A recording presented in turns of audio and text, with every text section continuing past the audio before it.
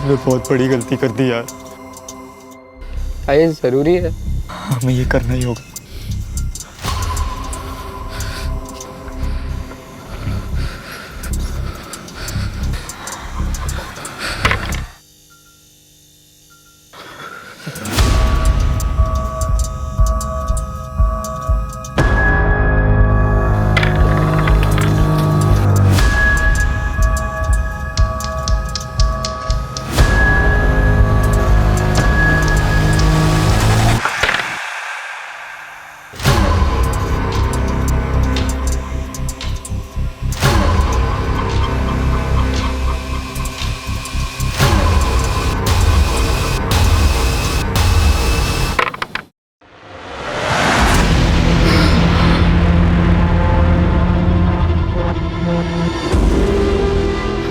मैं मरना नहीं चाहता।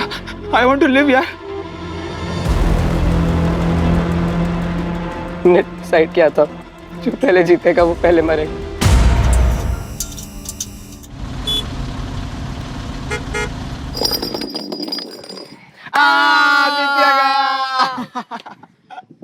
क्या गया? ऐसा कोई डर नहीं जो तेरा भाई ना कर सके। बता क्या डर है? वो लड़की दिख रही है। आज जाकर तू उस लड़की को प्रपोज करेगा। दिमाग खराब हो गया क्या? पता है वो कौन है? कौन है? नमिता सिंगल, विकी की गर्लफ्रेंड है वो। इसलिए तो इसके बस की नहीं है। क्या बस की नहीं है?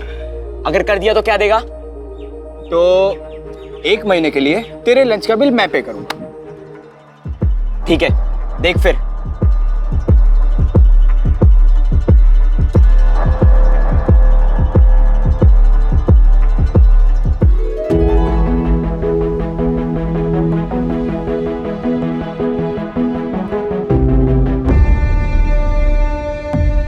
भाई, तेरी गर्लफ्रेंड ने तुझे डंप कर दिया क्या?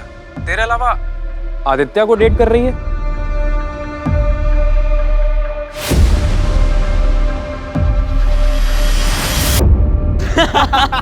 चल ना लंच खिला। चल ब्रो, मैं निकलता हूँ। अंधेरा होने वाला है, पापा का फोन किसी भी वक्त आता होगा। अबे फट्टू, इतना कौन डरता है अपने बाप से? अरे ब्रो, तू जानता है ना इसके बाप को। अगर ये 1 मिनट भी लेट हुआ तो अगले 20 मिनट तक उसे उस 1 मिनट का हिसाब देने में लग जाएगा। तुम लोग बैठो, मैं निकलता हूँ। चलो बाय। बाय।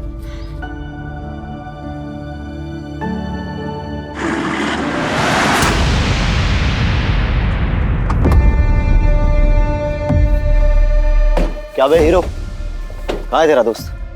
हाँ? हेमंत, तू ठीक है? हेमंत, अरे कुछ बोल हेमंत। हेमंत, हेमंत, तू ठीक है? हेमंत बोल। अरे हीरो मत हेमंत।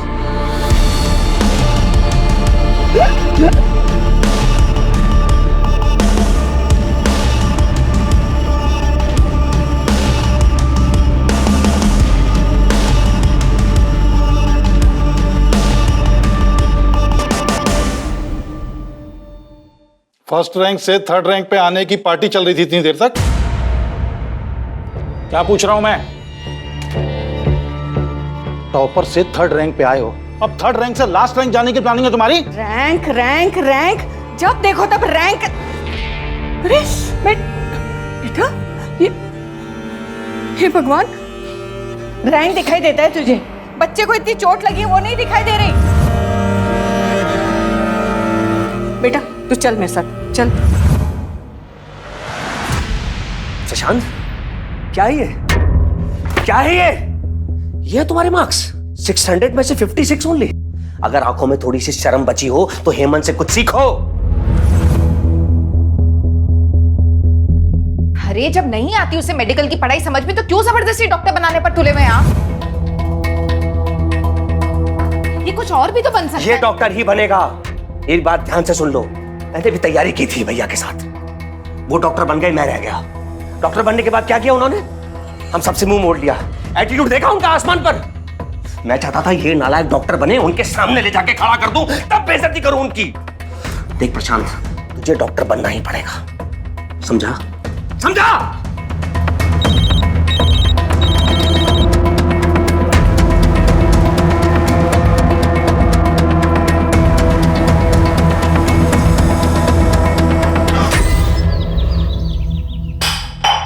अरे क्या घूर के देख रहा है?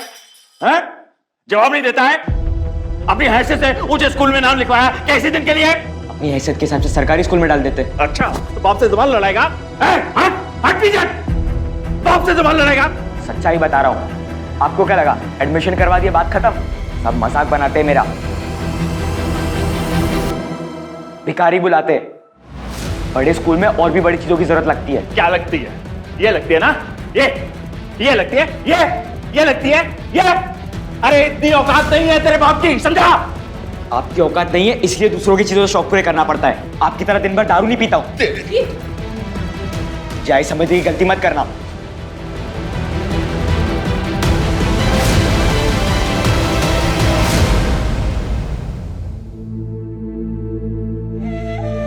अब मैं दिखाता हूं तुझे अपनी मर्दानगी, हाँ? कितना बड़ा मर्द हूं।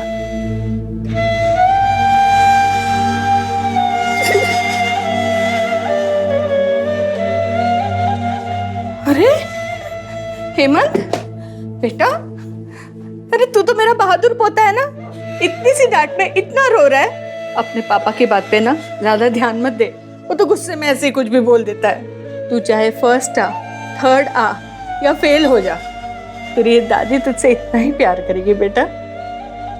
नहीं रोते, चुप हो जा, चुप हो जा। आदित्य, तुम मुझे अवॉइड क्यों कर रहे हो? मैं तुमसे नहीं मिल सकता, भूल जाओ मुझे। पर क्या हो गया अचानक से? मैं तुमसे प्यार करने लगी हूँ आदित्य। प्लीज, मैं ये सब कुछ फर्स्ट टाइम फील कर रही हूँ। I can't live without you Aditya, please. Namita, मैं तुम्हें नहीं बता सकता क्या हुआ। प्लीज मुझसे मिलना बंद करो। Aditya, just leave.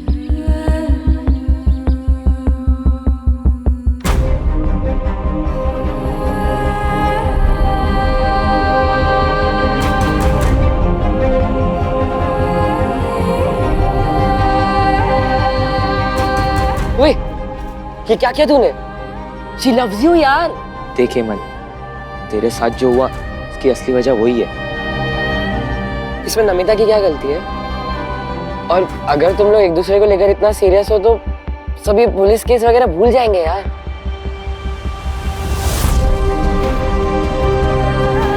गाइस, मुझे अकेला छोड़ दिया। आजा यार। चल जा, अब जल्दी जा, उसे मना।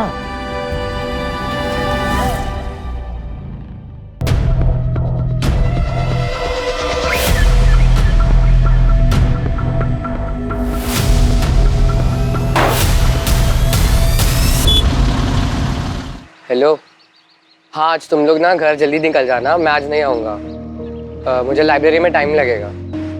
चल बाय।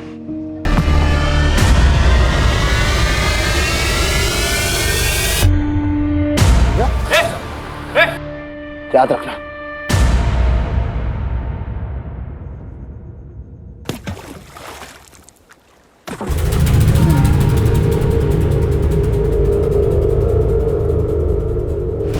भगवान, ये लड़का भी। नीतीश, नीतीश। क्या हुआ माँ? अरे क्या हुआ माँ? हेमंत अब तक घर नहीं लौटा, उसका फोन नहीं लग रहा, तुम आराम से घर में बैठे हो। जाओ जाके ढूंढो उसे जल्दी। नालायक लड़का है ना, सबको परेशान करके रखा हुआ उसने। मैं उसे वहां देखती हूँ। कहाँ चला गया ये लड़का?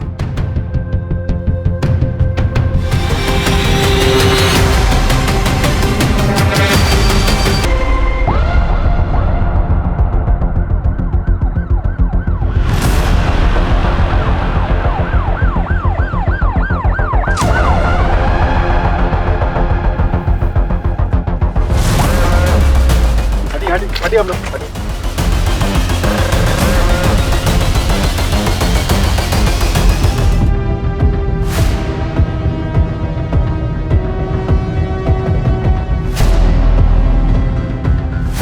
सर, बॉडी से कोई वॉलेट, पर्स या आईडी नहीं मिली।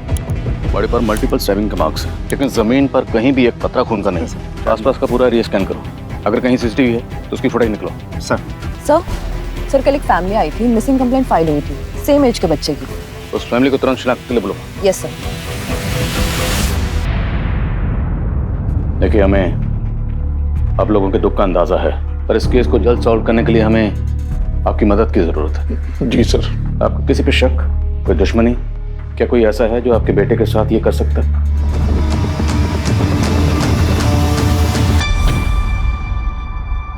मम्मा,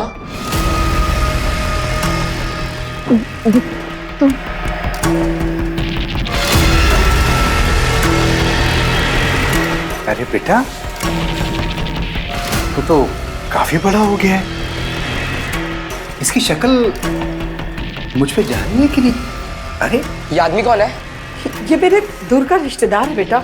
अरे रीमा जी, आप इसको सच क्यों नहीं बता देती कि आपकी शादी से पहले आपका और मेरा, हाँ समझ गया ना बेटा तू? थप्पड़ मार तो नहीं मेरे को, इसको तो। चले जाओ यहाँ से, चले जाओ, चले जाओ।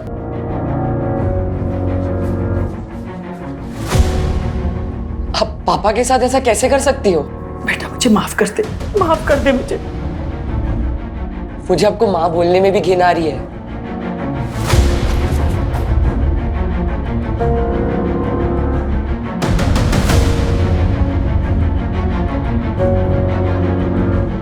नरसिंह, नहीं सर, हमारी ऐसी किसी से कोई दुश्मनी नहीं थी। हेमंत ने घर से जाने से पहले कुछ बताया था? वो कहाँ जा रहा है, किससे मिलने जा रहा है, कुछ भी?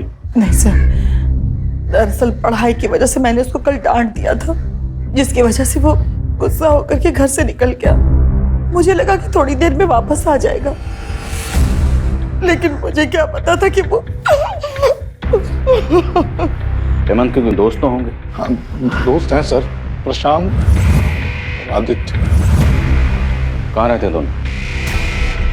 कोचिंग से आने के बाद हम अपने अपने घर चले गए, फिर कुछ बात नहीं हुई। देखिए, जब से हेमंत के मर्डर की बात सुनी है, ये डरा हुआ है।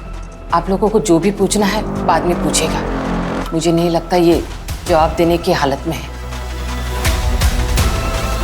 सर, हेमंत की मौत से प्रशांत को इतना गहरा सदमा लगा है कि किसी से बात तक नहीं कर रहा।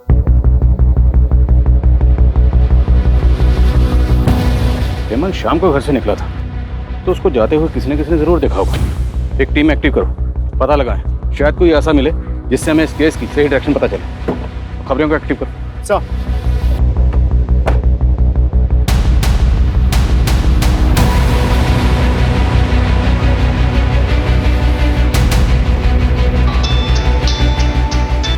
हाँ बोल, क्या बात है? आदित्य, पुलिस तेरे घर भी आई थी क्या? हाँ। मैंने कहा था तुझे सुसाइड कर लेते हैं, पर तूने ही मुझे रोक दिया उस दिन।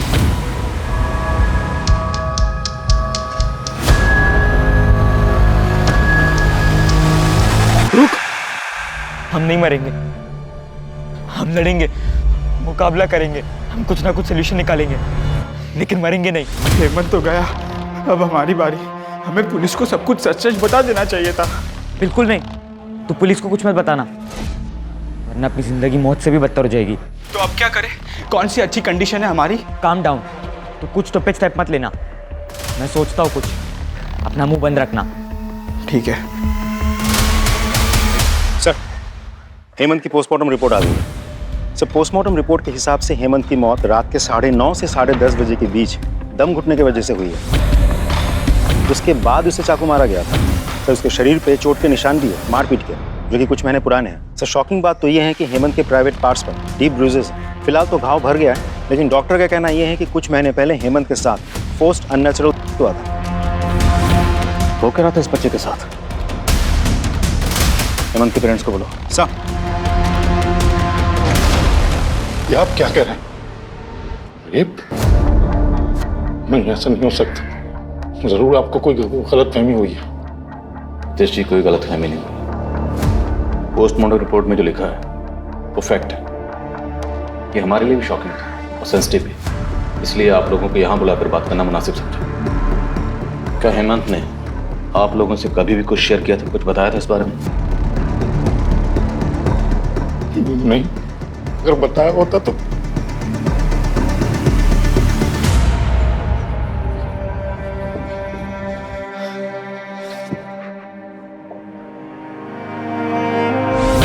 मुझे तो इसमें आना भी नहीं था, तुम लोगों की वजह से फंस गया मैं बस। अबे बच्चा मत बन, माथे पर पिस्तौल रख के नहीं भेजा था तुझे, हमारे चक्कर में नहीं फंसा, तू समझा ना?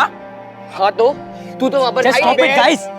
हम तीनों इस प्रॉब्लम में फंसे, ये एक दूसरे को ब्लेम करने से अच्छा सोचो क्या करना है।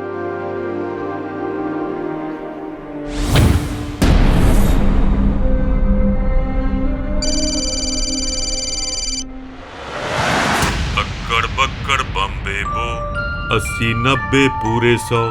हमें चैन से जीने दो प्लीज। अरे यार रिदम तोड़ दिया मेरा।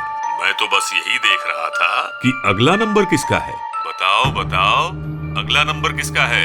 अभी तो बस एक ही गया है, अब दूसरे की बारी।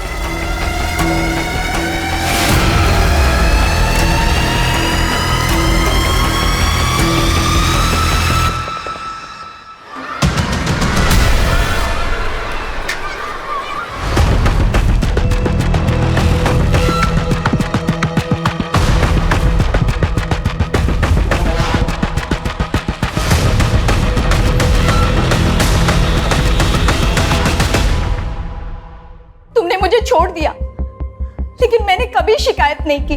अकेले ही पाला अपनी बेटी को, लेकिन अब उसकी शादी है, अब तो मदद कर दो। कम से कम अब तो अपने बाप होने का फर्ज अदा कर दो। पहली बात तो वो मेरी बेटी नहीं है, और दूसरी बात दुनिया भर की शादी कराने के लिए मैंने एनजीओ नहीं खोल रखा। निकलो यहाँ से। तुम तो कुछ बोलो, एक माँ होकर दूसरी माँ के दर्द को तो समझो। मेरे पति को मुझसे छीन लिया, लेकिन अब मेरी बेटी को उसका हक तो दिला दो। हुआ तुम्हारा हक, निकलो यहाँ से। सुनिए, मेरी बात सुनिए। मैं कोर्ट से अपनी बेटी का हक लेके रहूंगी, लेकिन याद रखना, जो दूसरों की कब्र पर अपनी खुशियों की इमारत बनाते हैं ना, वो कभी खुश नहीं रह पाते। Get out. तू क्या कर रहा है? चल अंदर।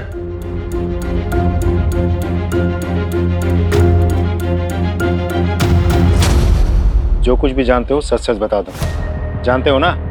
हाँ साहब, योगेंद्र सर का एक अंडर एज लड़की के साथ में अफेयर था, मैंने कई बार देखा था।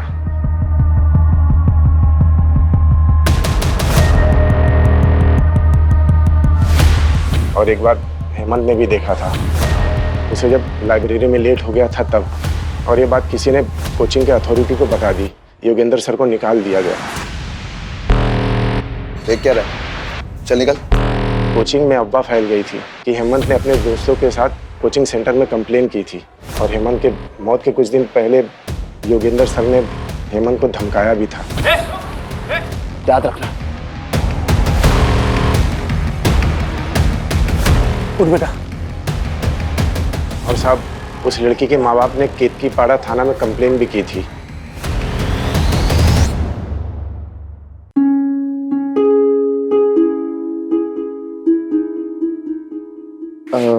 पापा वो 500 रुपए चाहिए थे। रैंक क्या आई थी? 3rd ना? कोई पैसा वैसा नहीं मिलेगा तुम्हें, जाओ जाके पढ़ाई करो। मम्मी वो 500 रुपए चाहिए थे, पापा नहीं दे रहे। तेरे पापा ने मुझे स्विस बैंक की चाबी दे रखी है, जब चाहूं जितना चाहूं तुझे पैसे देती रहूं। हाँ, और आप रोजाना सुबह सुबह मैगजीन लेके बैठ जाया कीजिए, ये नहीं कि थोड़ा काम में हाथ बटा दूं। ये लीजिए, भाजी काटिए। हेमंत, इधर आओ। क्या हुआ? कुछ नहीं, जा रहा हूँ बस। कितना चाहिए?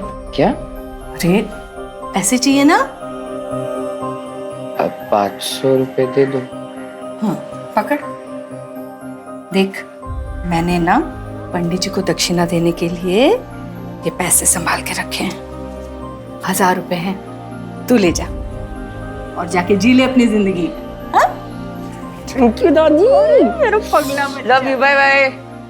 हेमंत, हेमंत, हेमंत, हेमंत, हेमंत, हेमंत, मुझे क्या हुआ? मुझे हेमंत चाहिए बेटा, मुझे हेमंत चाहिए बेटा। आ जाएगा तुम संभालो, मैं फोन करता हूँ डॉक्टर। बाबू मुझे हेमंत ला दे बेटा, बाबू मुझे हेमंत चाहिए बेटा, हेमंत चाहिए मेरा बच्चा। सर मैंने पियोन की बातों को वेरीफाई किया। वो लड़की जो टीचर योगेंद्र के साथ देखी गई थी, उस लड़की के पेरेंट्स ने टीचर योगेंद्र के खिलाफ केतकीपाड़ा थाने में रेप केस फाइल किया था और तभी से ये टीचर योगेंद्र फरार है। योगेंद्र और उसके सारे रिश्तेदारों के फोन सर्विलेंस डाल, वो किसी न किसी से कांटेक्ट जरूर करेगा। और केतकीपाड़ा पुलिस से भी कांटेक्ट करो, उनसे कहो योगेंद्र की कोई भी इंफॉर्मेशन मिले हमसे शेयर करें। सर एक सीसीटीवी फुटेज मिला है जिसमें हेमंत कैप्चर हुआ है।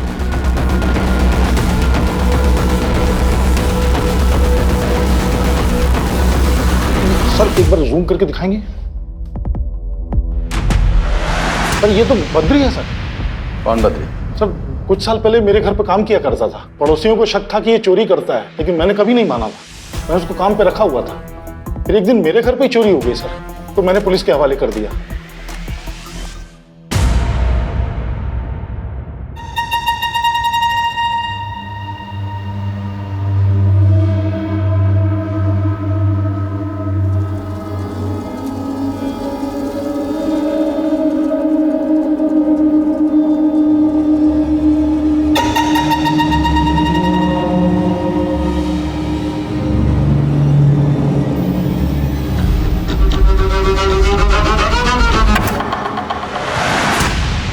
सर हम बद्री के दोस्त और रिश्तेदारों को मॉनिटर कर रहे थे, लेकिन कोई सुराग नहीं मिला। साथ ही मैंने खबरियों को यह भी कहा था कि हेमंत के फैमिली मेंबर्स पर नजर रखें। देखिए सर हमें क्या मिला, ये देखिए।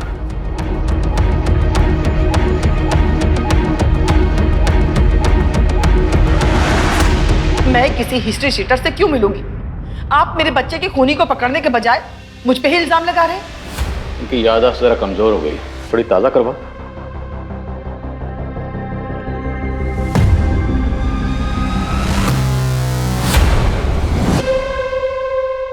कुछ याद आया? ये है वो हिस्ट्री शीटर नर्सिंग। बोलिए हेमंत को क्यों मरवा? भला मैं अपने ही बच्चे को क्यों मरवाऊंगी सर? तो एक हिस्ट्री शीटर से मिलने क्यों गई थी? बोलिए वरना हम बुलवाएंगे। आरती बताती सर, शादी से पहले मैं और नरसिंह एक दूसरे से बहुत प्यार करते थे। मेरे फैमिली वालों को हमारे प्यार के बारे में पता चल गया और उस समय मैं प्रेग्नेंट हो गई थी। मेरे घर वालों ने कहा कि मैं नरसिंह के ऊपर झूठा इल्जाम लगाऊं। उस समय मैंने वैसे ही किया और उसके बाद नरसिंह को लंबी सजा हो गई। उसके बाद मेरे फैमिली वालों ने मेरी शादी जबरदस्ती नीतीश से करवा दी। एक दिन अचानक नरसिंह मुझे मार्केट में मिल गया और मेरे साथ घर आ गया।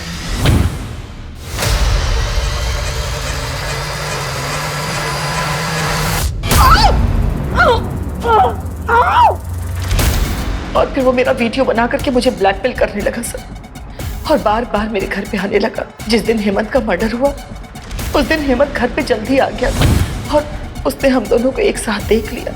हेमंत को बहुत गुस्सा आया और फिर वो मुझसे गुस्सा होकर के पता नहीं कहाँ चला गया और उसकी मौत की खबर मिली।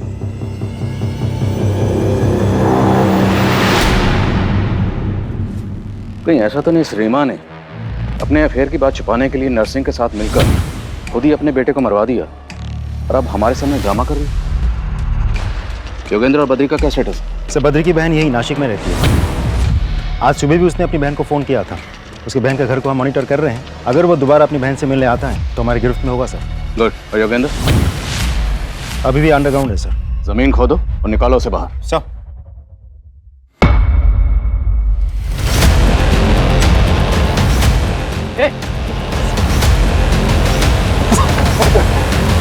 सीसीटीवी फुटेज में हमें साफ दिखाई दिया था कि हेमंत के मर्डर वाली रात तू हेमंत के पीछे पीछे जा रहा था। उस रात काम से घर आया तो हेमंत को देख, वो अपने ख्यालों में कहीं सड़क पर चल रहा था साहब। कहाँ जा रहा था वो?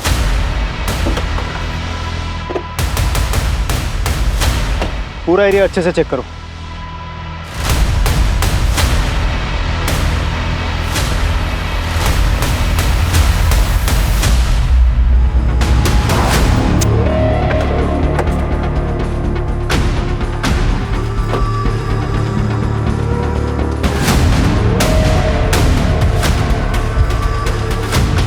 सारा ब्लड, मतलब हेमंत का खून यही हुआ और उस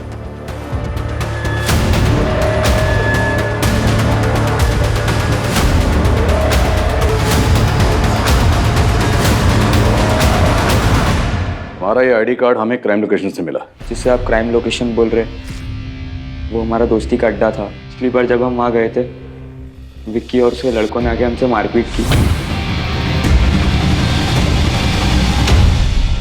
वहीं पे हेमंत का रेप भी किया उन्होंने।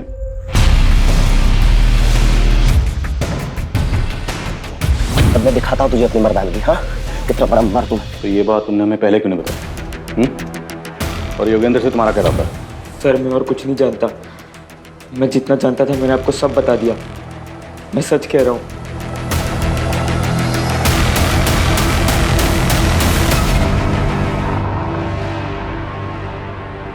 जब से पैदा हुआ है नई नई मुसीबतें खड़ी करता जा रहा है। इससे अच्छा तो हेमंत की जगह ये मर गया होता। कम से कम ऐसी हरकतें देखने को तो नहीं मिलती।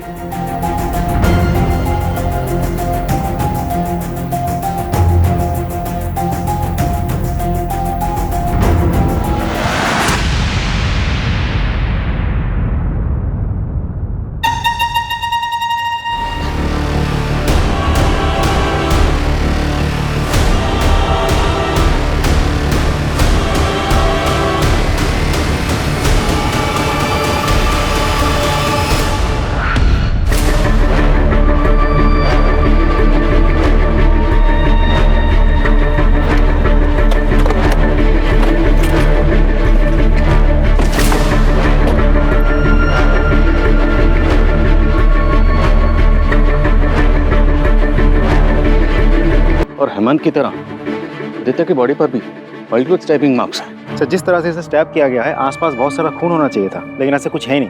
तो पूरे चांसेस है कि हेमंत की तरह आदित्य को भी खंडर के अंदर या खंडर के आसपास मारा गया हो। एक टीम बनाओ और उस खंडर के एरिया को अच्छी तरह स्कैन करो। सर विकी का क्या स्टेटस है? सर विकी एक जगह आता जाता रहता है। खबरों से जगह का पता चल गया है, बहुत जल्द हम उसे पकड़ लेंगे। ढूंढो उसे, वो हमारा प्राइम सस्पेक्ट है। सर बॉडी पोस्टमार्टम के लिए भिजवाओ। Right sir.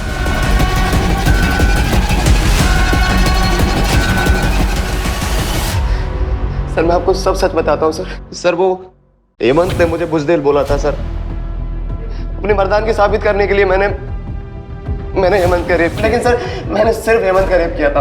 I didn't kill him sir. ये देख, हमें ये मिला है तेरी गाड़ी से और इस पे लगे ब्लड को हमने लैब भेज दिया। रिपोर्ट किसी भी वक्त आती ही होगी। अब बोल।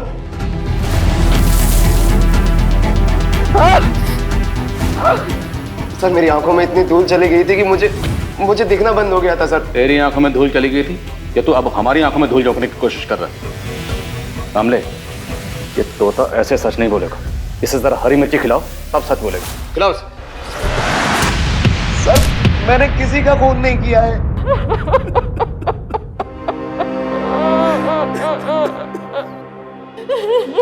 संभालिए अपने, संभालिए। सर आदित्य को ना उसके शौक ने मरवाया। मैंने उसे बहुत मना किया था कि ये चमक धमक हमारी जिंदगी का हिस्सा नहीं है, और उस मेरी एक बात नहीं मानी। ऐसी क्या बात थी? मैं कुछ समझा नहीं। सर बचपन से ही ना उसका आवारा दोस्तों के साथ घूमना फिरना था, और जब उसकी दोस्ती ना हेमंत के साथ हुई तो हमने सोचा अब वो सुधर जाएगा।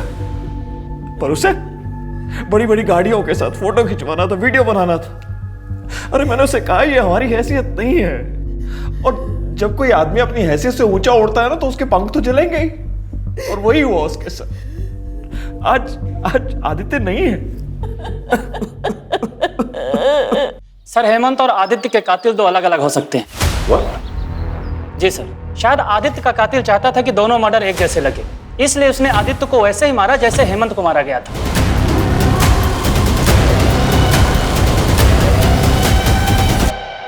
आदित्य के फादर की बात सच तो नहीं?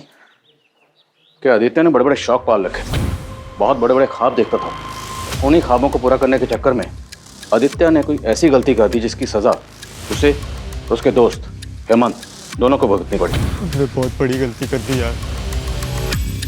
ये जरूरी है, हमें ये करना ही होगा। और दोनों के मर्डर हो गए। सर अगर ऐसा है तो प्रशांत की लाइफ को खतरा हो सकता है। अपने दो लोगों को शादी वर्दी में प्रशांत के घर के बाद तैनात करो। We can't take risk. Right sir. लेकिन सर इंपॉर्टेंट बात तो ये है कि पोस्टमार्टम रिपोर्ट के मुताबिक दोनों मर्डर्स दो अलग अलग लोगों ने किए हैं। पाटिल, हो सकता है कि शायद कोई ये चाहता हो कि हम आदित्य और हेमंत दोनों मर्डर केसेस को अलग अलग समझें और प्रशांत से हमारा ध्यान हट जाए, पर हम किसी भी एंगल को रूल आउट नहीं करेंगे। एज ऑफ नाउ हम यही मान के चलते हैं कि वो दोनों मर्डर केसेस आपस में कनेक्टेड है। देखते हैं कनेक्टेड निकलते हैं नहीं। विकी कुछ बोला? मुंह नहीं खोला सर, एक ही रट लगा बैठा है। मैंने कुछ नहीं किया, मैंने कुछ नहीं किया। सर ये आदित्य के कॉल डिटेल्स हैं। सर उसने मोस्टली कॉल दोस्तों को ही किए थे। कुछ कॉल नमिता नाम की एक लड़की को है जिससे उसकी लंबी बातचीत होती थी। सर उसका लास्ट कॉल भी इस नमिता को है। मिलना पड़ेगा नमिता से।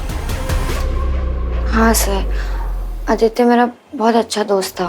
क्या आदित्य की किसी से कोई प्रॉब्लम थी? मुझे ज़्यादा तो कुछ नहीं पता, लेकिन हाँ मैंने उसको और उसके दोस्तों को ये बात करते हुए सुना था कि उन्हें किसी को 1-2 लाख रुपए देने हैं। अगर हम तीनों 1-1.5 लाख रुपए जमा कर लेते तो शायद हम हेमंत। जो तीनों मिलकर जमा कर रहे थे सर। बोलो प्रशांत।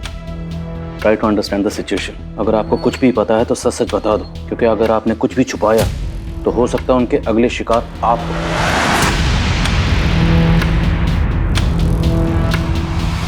वो कौन था जिसे आप लोग पैसे देने गए थे? पेपर्स का 50,000 लगेगा और एडवांस पेमेंट चाहिए, वो भी कल तक। और हाँ, पेपर्स एग्जाम के 1 दिन पहले ही मिलेंगे। ओके?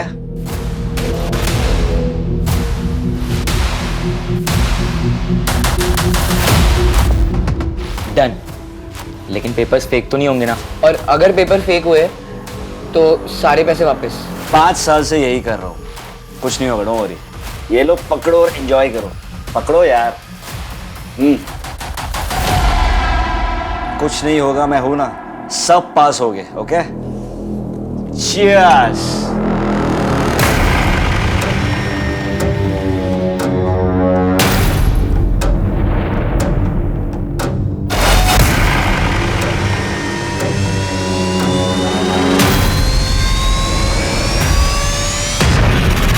कोल्ड ड्रिंक पीते ही हम सब बेहोश हो गए और जैसे ही हमारी आंख खुली तो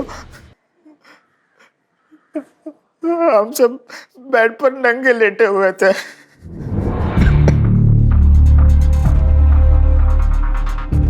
हमारे साथ एक लड़की भी थी और कोई हमारे फोटोज और वीडियोस लेने लगा। फिर वो चिंतन हमें फोटोज दिखाकर ब्लैकमेलिंग करने लगा। कहने लगा कि वो लड़की जो थी वो माइनर थी, अगर हम पुलिस के पास गए तो पुलिस हमें ही पकड़ेगी। हम डर गए तो हमने उसे पैसे भी दिए, पर दिन ब दिन उसकी मांग बढ़ती जा रही थी। उसने हमसे 5 लाख रुपए मांगे। फिर आदित्य ने कहा, अगली बार जब हम उसे इंस्टॉलमेंट लेने के लिए बुलाएंगे, हम उसका मर्डर कर देंगे। तू पागल हो गया क्या? एक तो तेरे कारण हम लोग इस झमेले में फंसे हैं और तू कह रहा है कि हम जाकर उसका मर्डर करते हैं। मैं ये नहीं करने वाला। क्या ये मुमकिन है कि आदित्य ने मारने के लिए बुलाया चिंतन को? अगली बार जब हम उसे इंस्टॉलमेंट लेने के लिए बुलाएंगे, हम उसका मर्डर कर देंगे। लेकिन पासा उल्टा पड़ गया। चिंतन आदित्य पे हावी हो गया, उसने आदित्य को मार डाला। पॉसिबल है? हाँ चिंतन, आदित्य को तो इसलिए मारा क्योंकि पुलिस के पास जा रहा। हेमंत को क्यों मारा? मैंने किसी को नहीं मारा सर। वो जब तक जिंदा था तो मुझे ही फायदा था, उसके मरने के बाद तो मेरा नुकसान हुआ है। नफे नुकसान की काफी फिक्र है इसको। पाटिल, इसका हिसाब किताब ठीक करो। सर देखो, मैं सच कह रहा हूँ कि मैंने उसे नहीं मारा। मैं सिर्फ उसे ब्लैकमेल कर रहा था ताकि वो जल्द से जल्द पैसे दे दे मुझे।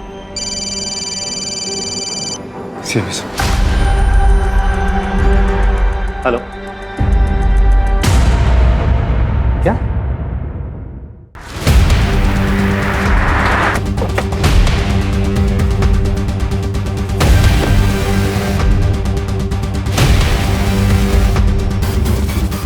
इस ब्लड को आदित्य के ब्लड से मैच करवा के देखो। आदित्य की बॉडी जब हमें मिली थी तो उसने एक जूता पहना हुआ था और दूसरा जूता यहाँ पे है। कंफर्म करवाओ, क्या जूता आदित्य का ही है? अगर ये जूता और खून आदित्य का है तो मतलब आदित्य और हेमंत दोनों के मर्डर्स यहीं हुए। लेकिन बॉडीज हमें मिली वहाँ पर, तो जाहिर सी बात बॉडीज को डंप करने के लिए किसी न किसी गाड़ी का इस्तेमाल हुआ होगा। पाटिल, हमारे जितने भी सस्पेक्ट्स हैं और इस केस से जुड़े हर शख्स की जिसके पास भी गाड़ी है, सबकी गाड़ियों की फोरेंसिक जांच करवाओ। सर। क्यों मारा बच्चों को? सर मैं क्यों मारूंगा बच्चों को? वो तो मेरे अपने बच्चों जैसे थे। अपने बच्चों की तरह थे, लेकिन अपने बच्चे नहीं थे, इसलिए मार डाला। फॉरेंसिक टीम तुम्हारी उस गाड़ी की स्कैनिंग कर रही है जिसमें तुमने दोनों बॉडीज को ले जाकर डंप किया था। अब इससे पहले कि हम तुम्हारी स्कैनिंग शुरू करें, सच क्या है बोल दो। मैं नहीं मारा उन्हें। अच्छा, हेमंत को कैसे मारा? जब मैं वहां गया तो वो खंडर में था। मैंने जाते ही उसकी पीठ पर हमला कर दिया और चाकू से गोद कर चाकू के वार से वो मर गया। तुमने हेमंत की पीठ पर चाकू से वार किया और उससे वो मर गया? पाटिल,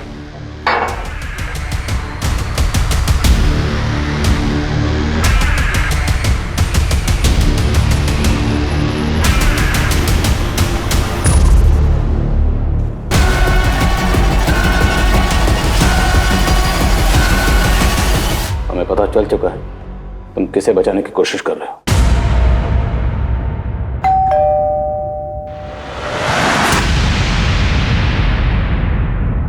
सर उससे कुछ मत कीजिए। उससे जो भी कुछ हुआ वो अनजाने में हुआ, बेवकूफी में हुआ। जब उसने मुझे बताया कि उसने उसे मार दिया है। पापा मुझे डॉक्टर बनाना चाहते थे, लेकिन मैं पढ़ाई में बिल्कुल अच्छा नहीं था।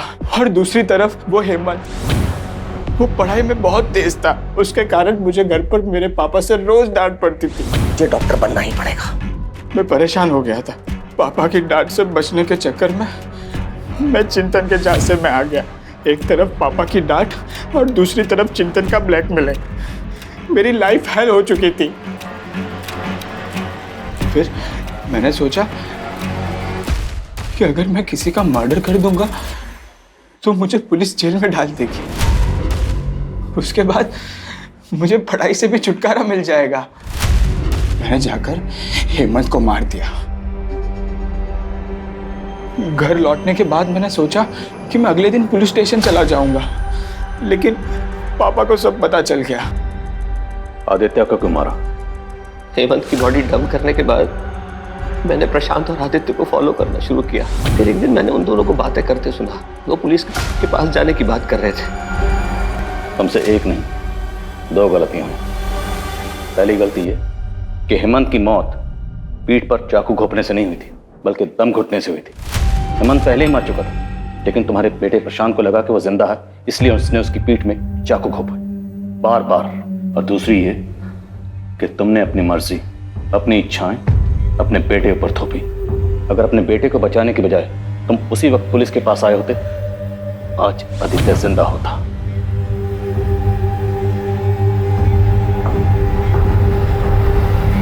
बच्चे हों या बड़े हों, दोनों का आपस में बात करना बहुत जरूरी है। अगर बच्चे किसी परेशानी में फंसे हों, किसी प्रॉब्लम से दो चार हो रहे हैं, तो उन्हें चाहिए कि अपने बड़ों से, अपनी फैमिली से उसे डिस्कस करें।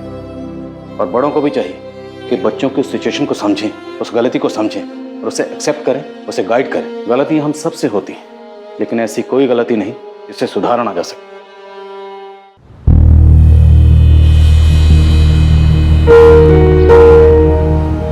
ये बुके मैंने तुम्हारे लिए बनाए हैं। पसंद आया तुम्हें? मुझे ये सब कुछ बिल्कुल पसंद नहीं। दर्पण बेटा 25 नंबर निकाल, 25 नंबर। अरे अरे aunty aunty aunty please please please, मुझसे नहीं, सब चीटिंग वीटिंग नहीं होता। प्लीज मुझसे ये सब मत करवाओ आप। हाँ, जब ये डेट होती है और मंथ ऑफ है तो क्या बात होती है। उस डेट में दिन में भी 14वीं की रात होती है। नंबर है 14। ये तो मेरे कार्ड में है। देखा आबा, फिर से मानसी का नंबर आ गया। मुझे तो लगता है ना पक्का कोई साजिश है। तो क्या कर सकते हैं, अब साजिश भी तो तुम्हारा बेटा ही कर रहा है। अरे आंटी, अगर आप हार रही हो तो मुझ पे एलिगेशन मत लगाओ। मैं आदमी हूँ नेक और अगला नंबर है 1। ये मैं जीत गई। देखा, अब तो पक्का साजिश शुदा बता रहे हैं हम तुमको। अच्छा, तो फिर हम भी हमारे पास से फेंक देते। आंटी तंबोला में पासे? मुझे आंटी मत बोलो।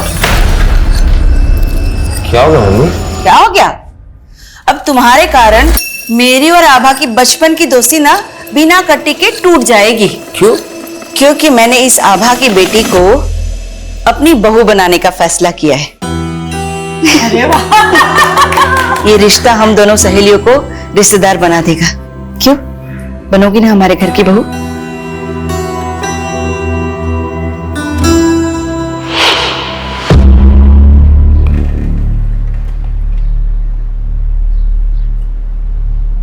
Neha, happy Valentine's day! I love you Neha.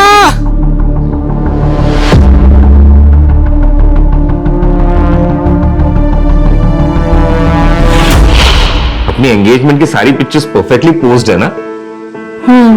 बस एक कमी है। क्या? इनमें मेरे पापा नहीं है। काश वो होते तो। तुम अपने पापा को बहुत मिस करती हो ना? उन्हीं का ड्रीम था कि मैं आईएएस करूं। दर्पण, क्या हम शादी पोस्टपोन नहीं कर सकते? शादी के सेरेमनीज के बीच में मैं एग्जाम की तैयारी कैसे कर पाऊंगी? आई अंडरस्टैंड मानसी, लेकिन मम्मी का ये कहना है कि ये परफेक्ट मुहूर्त है शादी के लिए। देखो, हम दोनों मिलके ना कुछ एक अरेंजमेंट। भैया आपसे I'm sorry, मुझे नहीं पता था भाभी आप यहाँ हो। कोई बात नहीं, मैं तुम्हें कॉल करती हूँ। बाय दीपक। बाय।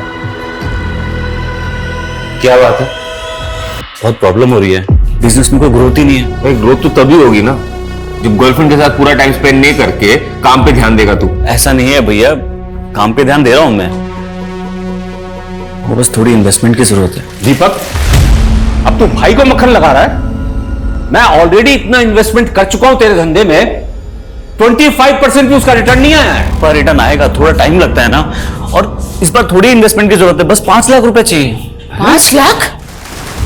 5 लाख रुपए कहां से आएंगे? हाँ, अरे पता ना तेरे भाई की शादी है, कितने खर्चे लगेंगे उसमें? माँ शादी है तो दहेज भी मिलेगा ना, और मानसी भाभी के घर वाले 5 लाख रुपए नहीं दे सकते। दीपक, क्या बकवास कर रहा है? तू बोलना क्या चाह रहा है? मानसी की फैमिली से भी हम लोग दहेज लेंगे? भैया मेरा वो मतलब नहीं। एकदम निकम्मा है तू। हम लोगों का नाम डुबाना चाहता है क्या? हाँ मैं डूब रहा हूं आप लोग का नाम ना यहाँ पे, और भैया बहुत रोशन कर रहा है आप लोग का नाम। कराओ इनकी शादी और देखो मेरी बर्बादी। ये लड़का पता नहीं कब सुधरेगा।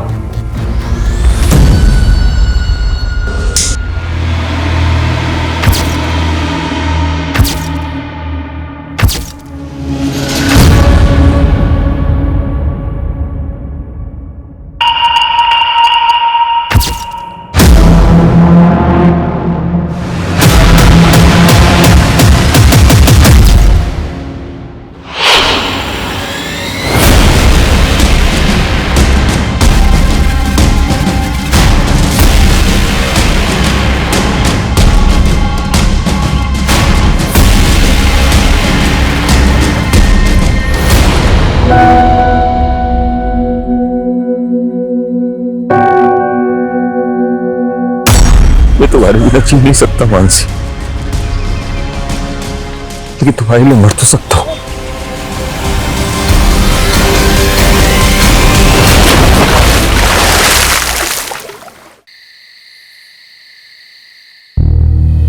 क्या हुआ दर्पण, तुम पूरे सेरेमनी में इतने एक्साइटेड थे और अब तुम्हारा मुंह लटक गया। एक्चुअली ये बात मैं तुम्हें एंगेजमेंट से पहले बता देना चाहता था, लेकिन कभी ना हिम्मत नहीं कर पाया। लेकिन अब लगता है कि अगर चुप रहा तो इस रिश्ते को आगे नहीं बढ़ा पाऊंगा। ऐसा क्या हुआ है दर्पण? देखो, उससे पहले ना मेरी जिंदगी में एक लड़की थी, लेकिन अब हम दोनों के बीच में कुछ नहीं है, हमारा ब्रेकअप हो गया है। वो सिर्फ मेरा पास्ट था, तुम मेरा प्रेजेंट हो। अब हम दोनों के बीच में कोई नहीं आएगा। तुम्हारे कल से मुझे कोई फर्क नहीं पड़ता, क्योंकि आज तुम सिर्फ मेरे हो।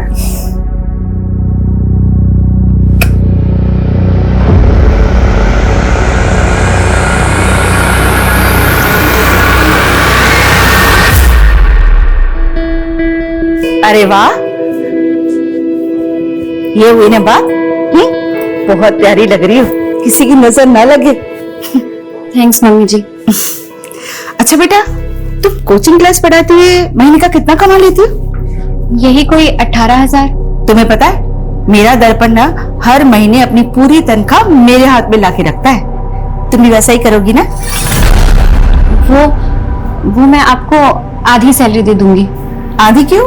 क्योंकि अब मेरी दो मम्मी जी हैं, तो अपनी आधी सैलरी मैं अपनी मम्मी जी को दूंगी। देखो बेटा, आभा ने तो तुम्हारा कन्यादान कर दिया है ना, अब तो तुम इस घर की गृह लक्ष्मी हो, इसलिए तुम अब से पूरी की पूरी तनख्वाह ना मुझे ला कर देना, ठीक है? जी मम्मी जी।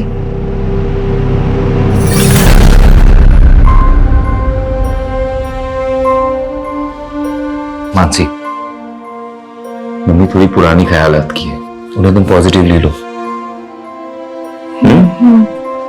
ये लो कुछ पैसे, तुम ये अपने घर वालों को दे देना। लेकिन मैं ये पैसे उन्हें नहीं दे सकती। क्यों नहीं दे सकती? मैं कोई गैर हूं क्या? अरे उनका दामाद हो। मैंने उन्हें प्रॉमिस किया है कि मैं आपको हमेशा खुश रखूंगा। प्रॉमिस किया था ना? हाँ, चलो इसे रखो और अभी स्माइल कर दो, प्लीज प्लीज प्लीज।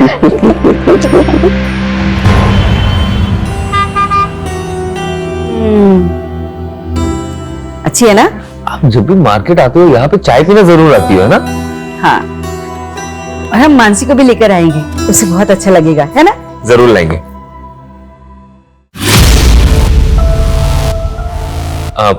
माँ आप चाय पियो, मैं बस 1 मिनट में आया। यहाँ पे क्या कर रही हो? तुम्हें देखने आई थी। तुम मुझे बुला सकते हो पर मैं नहीं। क्यों पीछा कर रही हो?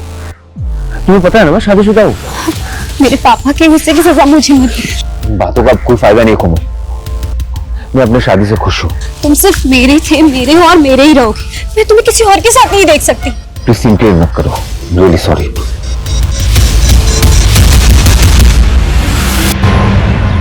सर मैं यहाँ सालों से पूरी डेडिकेशन के साथ कोचिंग दे रही हूँ और आपने मेरी आधी सैलरी काट ली। देखो मानसी, तुमने अपनी शादी के लिए 10 दिन की छुट्टी ली थी, तब मैंने 1 पैसा नहीं काटा। लेकिन उसके बाद तुमने यूपीएससी एग्जाम के लिए और 15 दिन की छुट्टी ले ली। लेकिन सर ये छुट्टी तो आपने मुझे खुद दी थी और कहा था कि एग्जाम की तैयारी मैं अच्छे से करूं। हाँ दी थी, क्योंकि मुझे लगा था कि तुम अच्छे रैंक से पास हो जाओगी तो यहाँ ज्यादा से ज्यादा स्टूडेंट्स आकर तुमसे पढ़ेंगे। लेकिन तुमने तो एग्जाम भी क्लियर नहीं किया। अब मेरा फायदा नहीं होगा तो मैं तो पैसे काटूंगा ही ना। अरे मानसी, अपनी शादी में इनवाइट नहीं किया मुझे, अब तक नाराज हो? Naman please stop bothering me.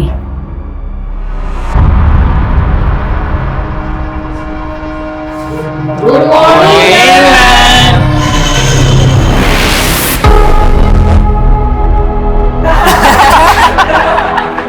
Madam का हनीमून।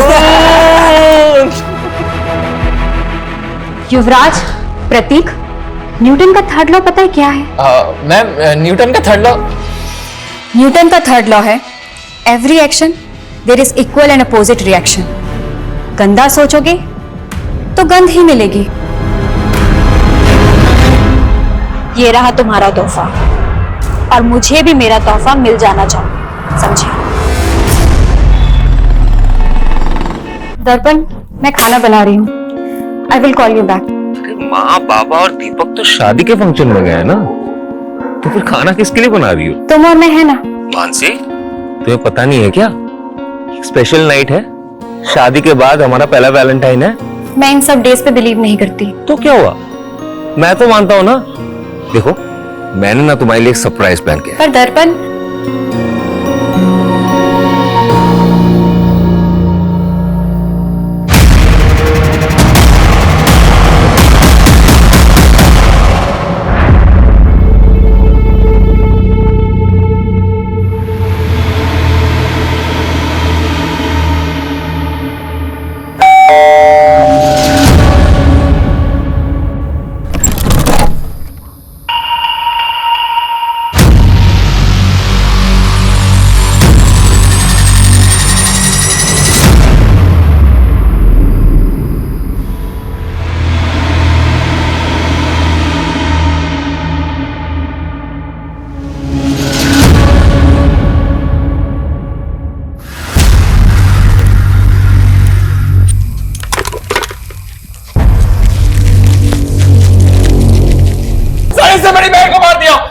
बकवास कर रहा है पुलकित? सही तो बोल रहा है मेरा बेटा।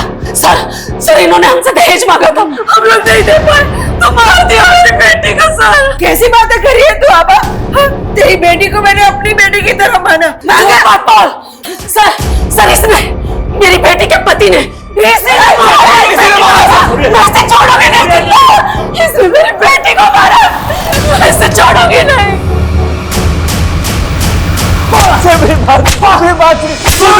मैंने कुछ नहीं किया। जब मानसी का मर्डर हुआ तेरे अलावा घर पर कोई नहीं था। अब सच सच बोल, किसने मारा उसे? बोल। आप मुझे जितना मारना है आप मुझे मार लीजिए इंस्पेक्टर साहब, लेकिन ये मत कहिए कि मैंने उसे मारा है। सर, इसके बाप ने इसकी जमानत करवा ली है।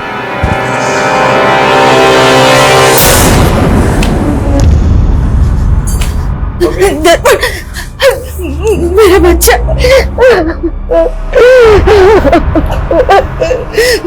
मां फिक्र मत करो, मानसी घर वाले कुछ नहीं कर पाएंगे। मेरी बात हुई है लॉयर से, वो सब संभाल लेगा।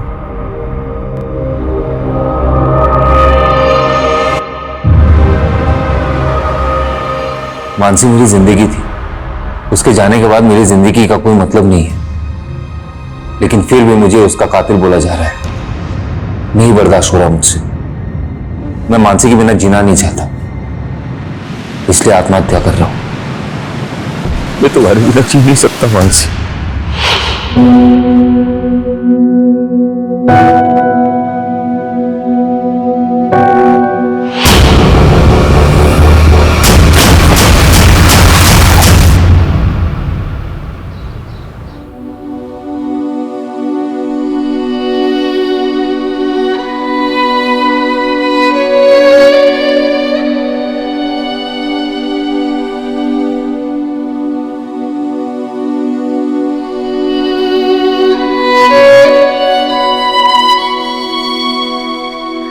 10 साल हो गए हैं जब से ये दोनों गए हैं ना, जैसे जीवन की खुशियां ही चली गई। इनकी कमी तो पूरी नहीं की जा सकती सुधा, लेकिन आज दीपक की सगाई है, उसकी खुशियों के लिए तो हमें जीना ही होगा ना।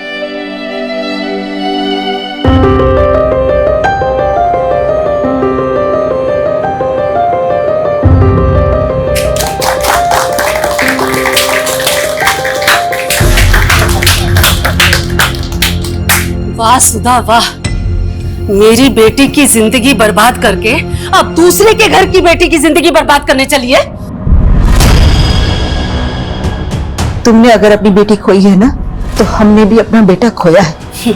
अगर तुमने पहले ही हम पर भरोसा किया होता ना, तो ये दिन नहीं देखना पड़ता। भरोसे के लायक हो तुम लोग, हाँ? अरे एकदम घटिया लोग हैं ये। पुलकित मत कर। इस दीपक के बड़े भाई ने मेरी बहन से शादी करके उसका मर्डर कर दिया। अब ये आपकी बेटी को भी नहीं छोड़ेंगे। हाँ। ऐसा कुछ नहीं, झूठ बोल रहा है यशिका। पापा कैसे लोगे? नहीं करनी मुझे यहाँ शादी। और तुम बर्फी देवी जी सुनिए, बात सुनिए। अरे ऐसा कुछ छोड़, मैं तुझे पुलिस बुलाओ।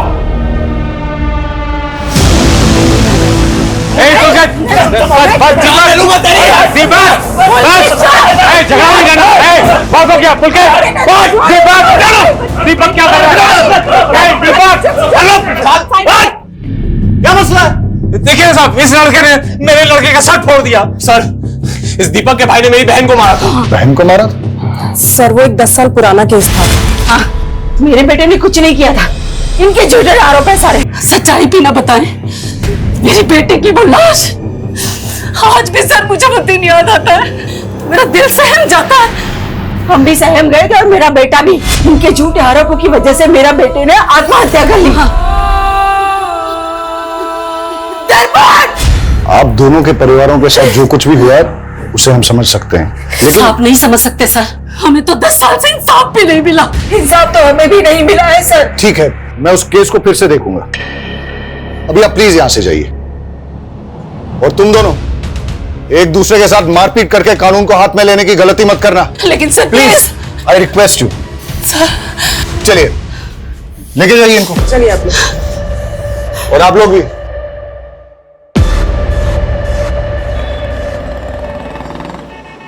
हेलो। हाँ हाँ सुधा, अरे कहाँ हो तुम? मैं बाजार आई थी सब्जियां लेने के लिए, घर में एक भी सब्जी नहीं थी। अरे तो इतनी रात को जाने की क्या जरूरत थी? यहाँ घर में कुछ ना कुछ फ्रिज में रहता ही है ना। अरे आप तो खा लेते, लेकिन दीपक नहीं खाने वाला ना, उसके तो 100 नखरे हैं। हाँ। अरे लगता है दीपक आ गया, तुम भी जल्दी आओ, मैं देखता हूँ दरवाजे पे, ठीक है? आज सुबह ना खीर बनाई है मैंने, आपकी सास को बहुत पसंद है ना, लेते जाइएगा उनके लिए। अरे हाँ दीदी, आपके हाथों की खीर की बहुत तारीफ करती है मेरी माँ जी। अच्छा आज खिला भी दीजिएगा।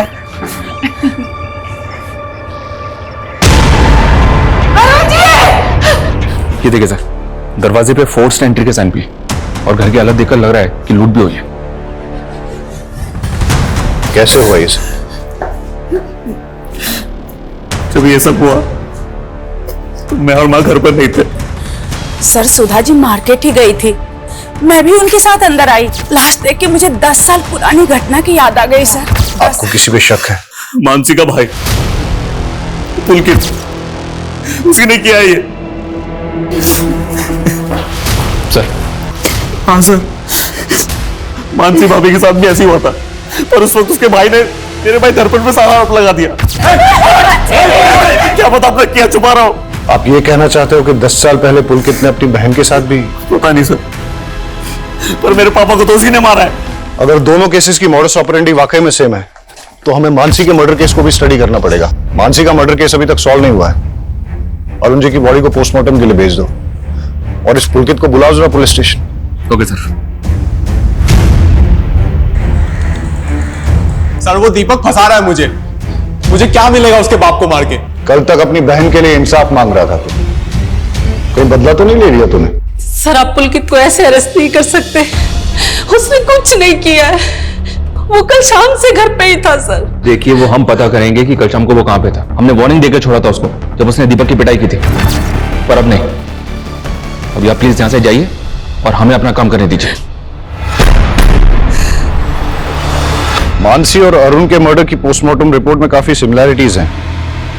दोनों केसेस में पीठ पे एक ही तरह से और एक ही तरह के चाकू से वार हुआ है, और दोनों ही मर्डर वेपन्स पे फिंगरप्रिंट्स नहीं है, मतलब साफ है सर। ये कातिल ने ग्लव्स पहन रखे हैं।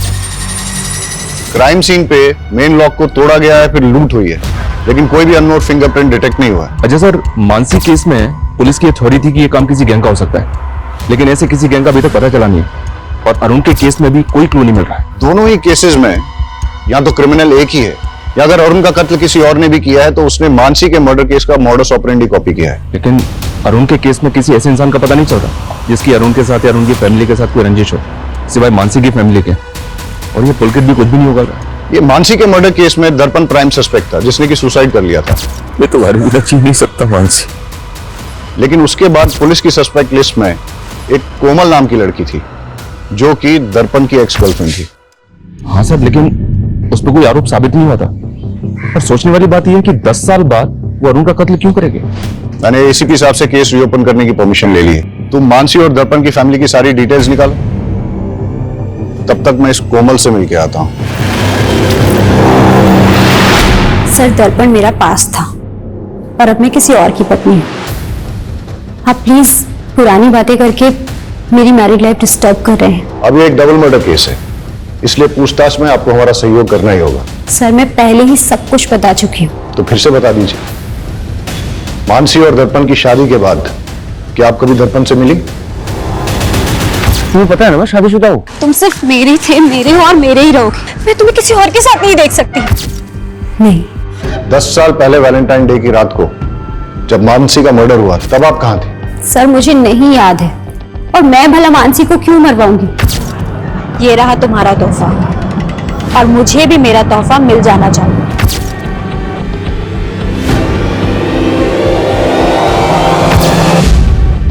आपका और दर्पण का ब्रेकअप क्यों हुआ? क्योंकि मेरे पापा नहीं चाहते थे कि मैं दर्पण से शादी करूं। आपके पापा पॉलिटिकल लीडर थे? जी।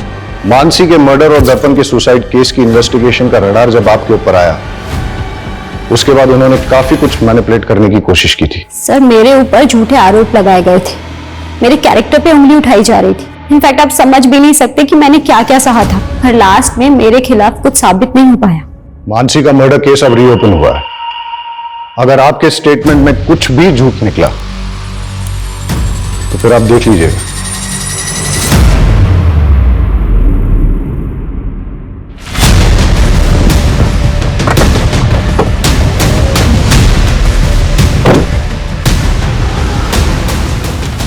मिसा जी, आप भी यहाँ क्यों आए हैं?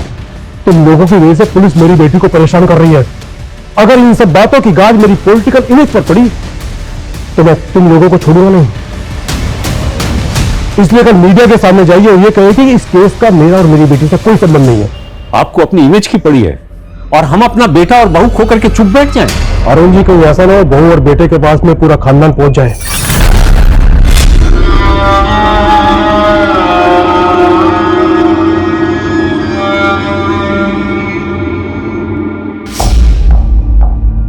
मेरी बेटी की अच्छी सास बनने का नाटक तूने बहुत कर लिया सुधा। हाँ भा, तुझे अभी भी अपने बेटे की ही पड़ी है? अरे मैंने तो अपना बेटा, अपनी बहू, अपने पति तक को खो दिया है। तुझे याद है हम दोनों ने अपने बच्चों के लिए कई सपने देखे थे। वो सब एक छलावा था। मेरी बेटी की हाय लगेगी तुझे और तुझे तेरे किए की सजा जरूर मिलेगी, देख लेना। मतलब ये सब कुछ सिर्फ बेटा? उसे अंदर भेज के ये मत सोच लेना कि मैं झुक जाऊंगी। उसे तो मैं छुड़ा ही लूंगी, लेकिन तुझे कहीं का नहीं छोड़ूंगी, याद रखना।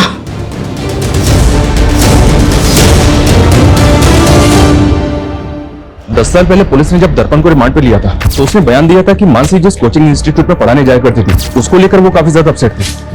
लेकिन सर केस फाइल देकर लग नहीं रहा है कि पुलिस ने ज्यादा इंक्वायरी की थी। चलो अब हम इंक्वायरी करते हैं। ये आप क्या बोल रहे हैं सर? 10 साल हो गए, मानसी का कातिल पकड़ा ही नहीं गया? क्यों, आपको नहीं मालूम कि केस अभी तक भी ओपन है? नहीं सर। आई होप आपको मानसी से जुड़ी 10 साल पुरानी बातें याद हों। जी कुछ कुछ। मानसी को आपसे कोई प्रॉब्लम तो नहीं थी? मुझसे? अब मेरा फायदा नहीं होगा तो मैं तो पैसे काटूंगा ही ना। नहीं सर। उनके पति ने स्टेटमेंट दी थी कि उनको इंस्टीट्यूट में किसी बात से स्ट्रेस था। ऐसा कुछ हुआ था इंस्टीट्यूट में 10 साल पहले?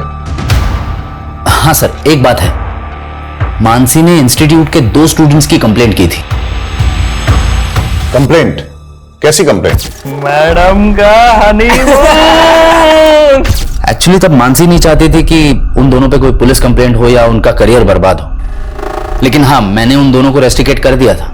आप हमें उन स्टूडेंट्स के नाम, फोन नंबर और एड्रेस दे दीजिए, और मानसी 10 साल पहले जिन जिन स्टूडेंट्स को पढ़ाती थी उन सबकी डिटेल्स भी दीजिए।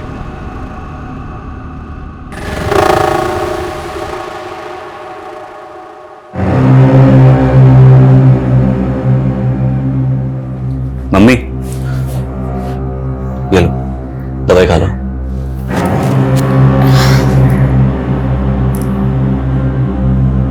ये लो।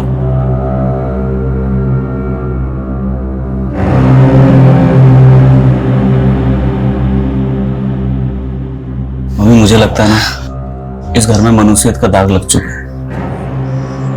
हम एक काम करते हैं, इस घर को बेच देते हैं और कहीं और जाके फिर से नई जिंदगी की शुरुआत करते हैं।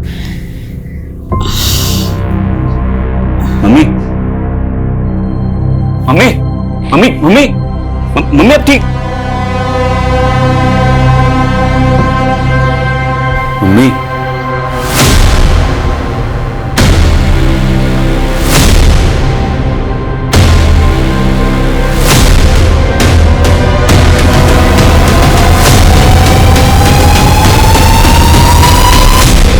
सर हम मानते हैं कि हम उस टाइम पे थोड़ा शरारती थे, लेकिन शरारती बालिग थे तुम।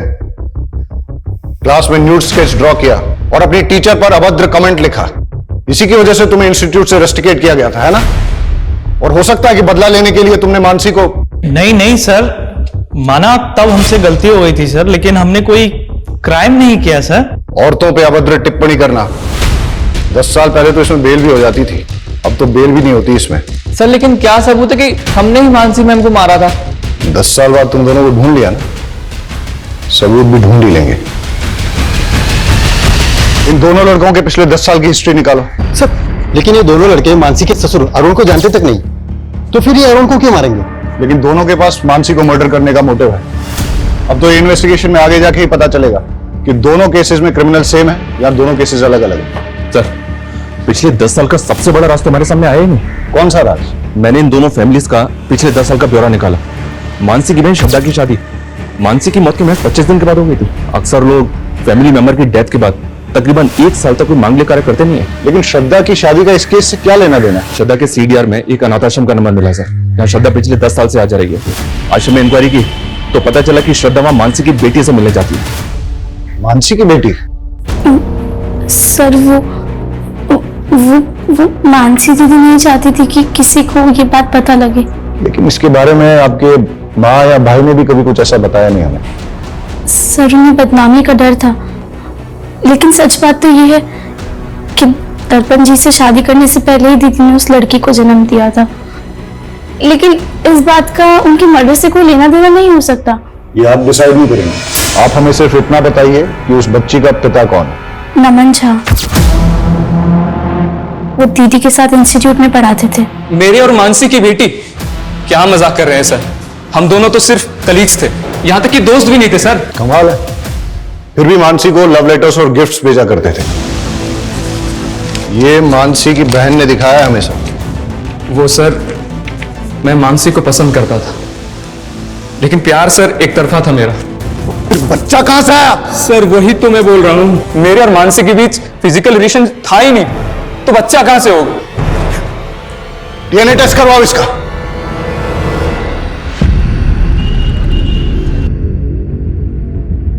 मैंने तुझे बोला था ना, इस दर्पण से दूर रहना।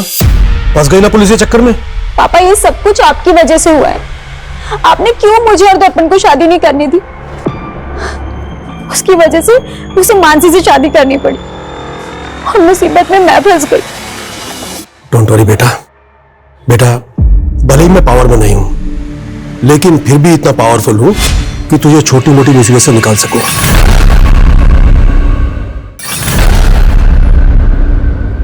सरप्राइज।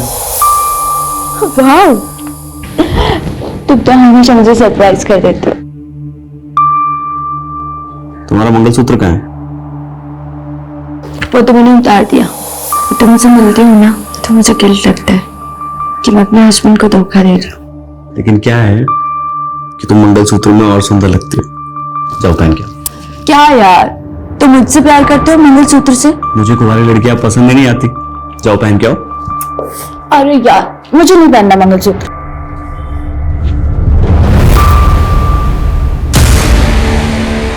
इधर आओ। बस हो गया। अच्छी लग रही हो। लड़कियों पे मंगलसूत्र का tag. This is my swag.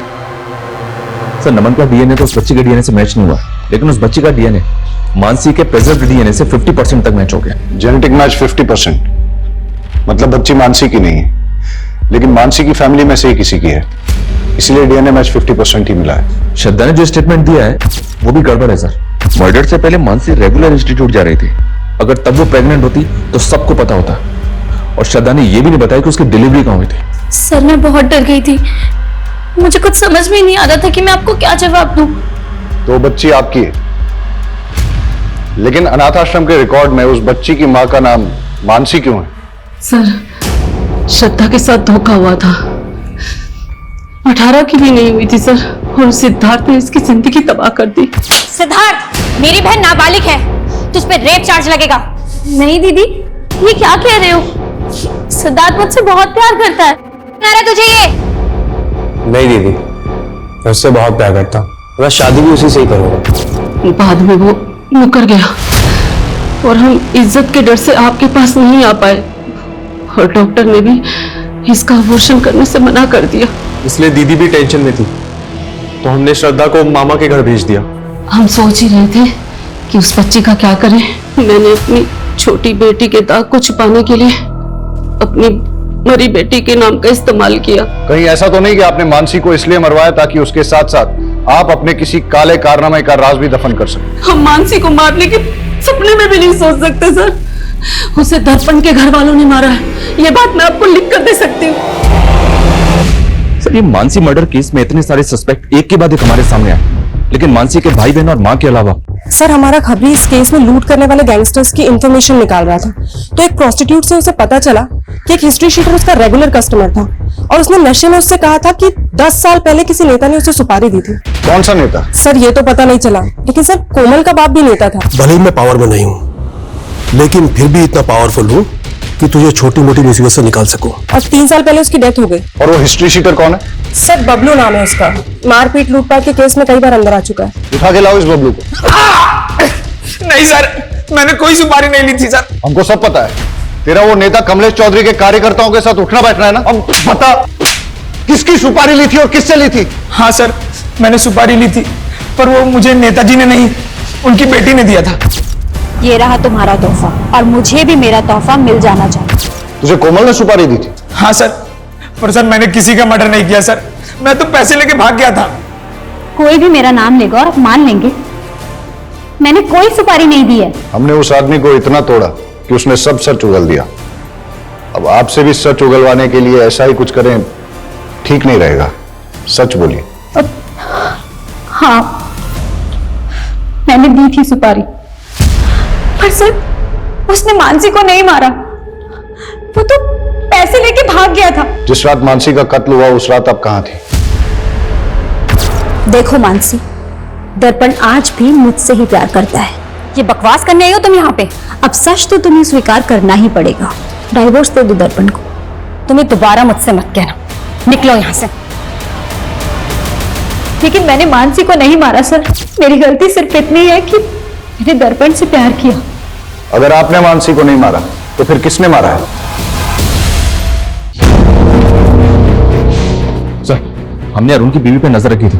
वो अक्सर एक कैफे में जाती है और अरुण की हत्या वाली रात भी वो उसी कैफे में थी। वहां की एक फुटेज मिली, ये देखिए। लेकिन सुधा ने तो कहा था उस रात वो सब्जी खरीदने गई थी। मैं सब्जी लेने गई थी, फिर वहां से चाय पीने का मन किया तो चाय पीने चली गई। इसमें कोई हर्ज है क्या? हम बस कंफर्म कर रहे थे सुधा जी। सर, सुधा के सीडीआर के मुताबिक वो ज्यादा किसी को कॉल नहीं करती थी, लेकिन उसके सीडीआर में एक नंबर ऐसा है जिससे वो लगातार टच में थी। किसका नंबर है ये? सुधाकर यादव, आगरा का नंबर है ये। सुधाकर यादव, ये नाम कहीं सुना है मैंने।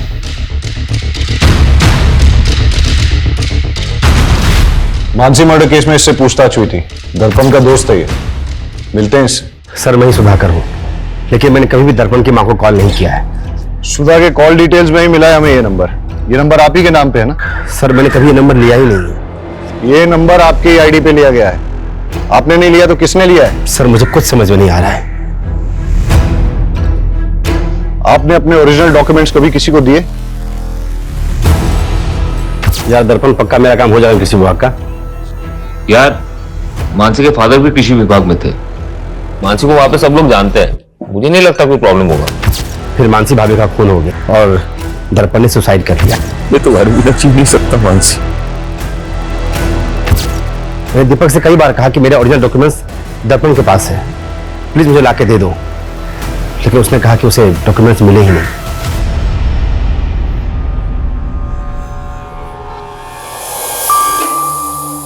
इतना ही पसंद है तो अपने नाम का मंगलसूत्र क्यों नहीं बना लेते?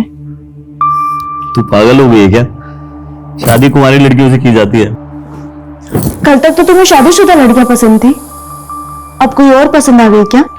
क्या हो गया तुझे? जैसे चल रहा है वैसे चलने दो ना। नहीं चलेगा, अब मैं तुम्हारी बातों में नहीं आने वाली। मुझे मना करेगी? सुधाकर के बयान से लग रहा है कि उसके नाम पे लिया गया नंबर और कोई इस्तेमाल कर रहा है। नंबर ट्रेस पे डालो और पता करो कौन इस्तेमाल कर रहा है ये नंबर। सर अंजलि होटल में दर्पण के भाई दीपक ने एक लड़की को मॉलेस्ट करके उसकी जान लेने की कोशिश की। सर वो दोस्त थी मेरी, मैं हाथ नहीं उठाना चाहता था उस पर गुस्से में कंट्रोल नहीं होता मुझसे। और सेक्सुअल डिजायर भी कंट्रोल नहीं होता तेरा। दर्जनों अफेयर थे तेरे। कहीं मानसी पे भी तेरी बुरी नजर तो नहीं थी? नहीं सर। सुधाकर के डॉक्यूमेंट्स का मिसयूज करके फोन नंबर किसके लिए लिया? मैं इस बारे में कुछ नहीं जानता। जानता नहीं है या अपनी माँ के फोन से उस नंबर पे रेगुलर कॉल किया करता था? नहीं सर, मैंने ऐसा कुछ नहीं किया है।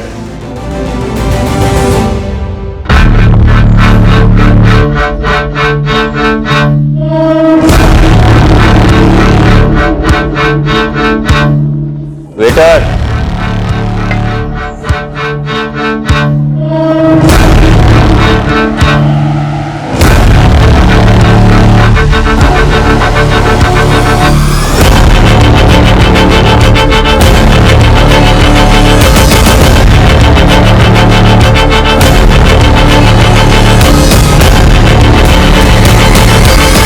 Are you sure ये आदमी वही है? कंफर्म नहीं है सर, पर वो आगरा जाने वाली बस में चढ़ा है। मैं उसी बस को फॉलो कर रहा हूँ। मैं उस बस के रूट वाले स्टैंड पे हूँ। मैं बस पे चढ़ता हूँ, तुम बस को फॉलो करो। Okay sir.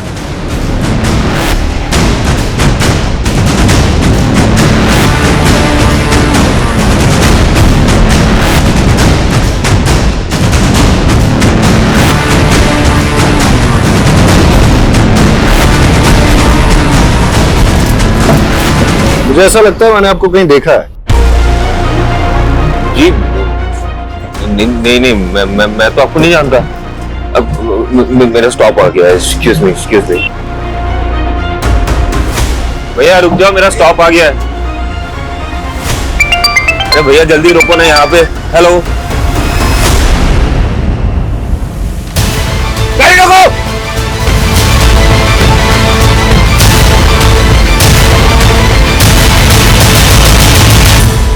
बहुत शातिर चाल चली तुमने दर्पण।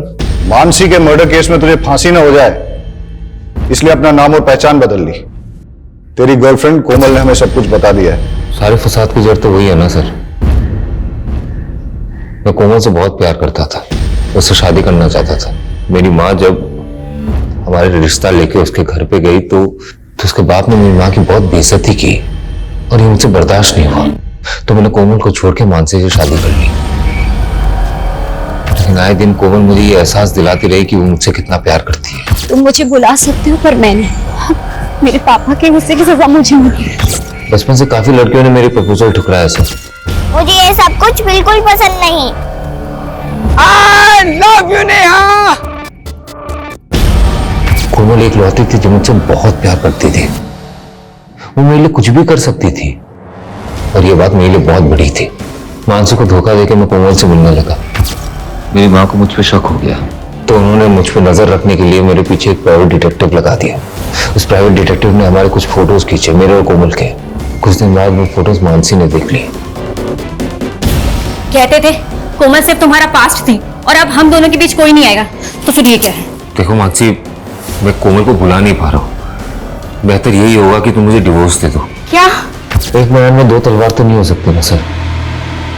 तो मैंने वो तलवार चुनी जिसमें मोहब्बत की रवानगी थी।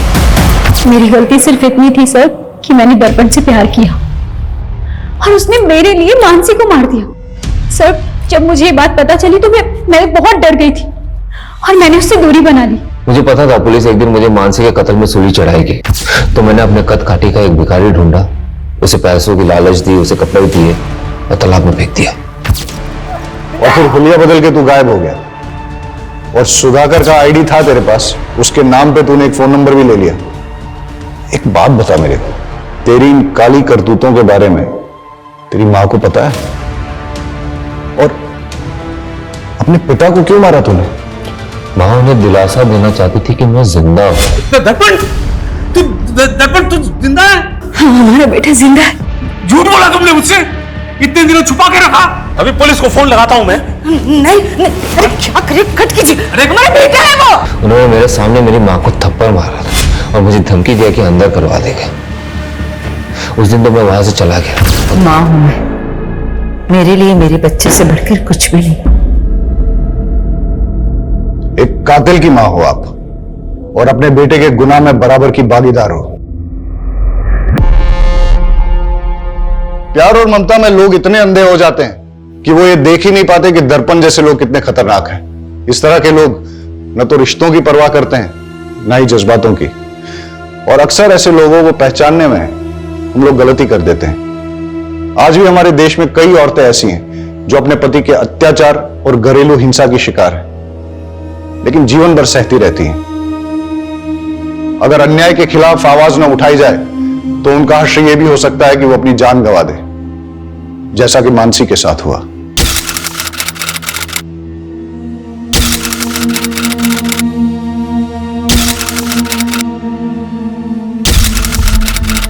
क्राइम पेट्रोल्स के और भी दिलचस्प कहानी देखने के लिए हमारे चैनल को सब्सक्राइब करें और बेल आइकॉन दबाना न भूलें।